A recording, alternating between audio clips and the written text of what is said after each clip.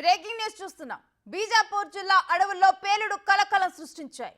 టార్ఎంపీఎస్ పరిధిలోని మందమార్క అడవుల్లో పేలుడు జరిగింది. పోలీసులే లక్ష్యంగా మావోయిస్టులు అమర్చిన మందు పాత్ర పేలి 2 జవాన్లు చనిపోయారు.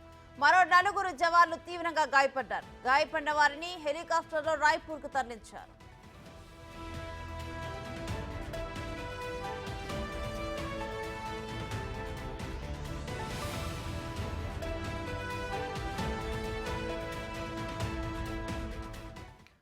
ఆపరేషన్ ముగించుకొని తిరిగి వస్తూ ఉండగా పైప్ బాంబు పేలి SDF head constable Bharat Lal Sahu, constable Sater Singh చనిపోయారు. పురుషోత్తం నాగ్, కోమల్ యాదవ్, సియారాం సోరి, సంజయ్ కుమార్ అనే జవాన్లు గాయపడ్డారు. CRPF, cobra, CIF, DRG, STF సిబ్బంది మావోయిస్టు వ్యతిరేకంగా ఉమ్మడి ఆపరేషన్ నిర్వహిస్తున్నారు. ఈ ఆపరేషన్ కు వ్యతిరేకంగా గత రాత్రి మందమార్క అడవుల్లో మావోయిస్టులు పేలుడుకు పాల్పడ్డారని సమాచారం.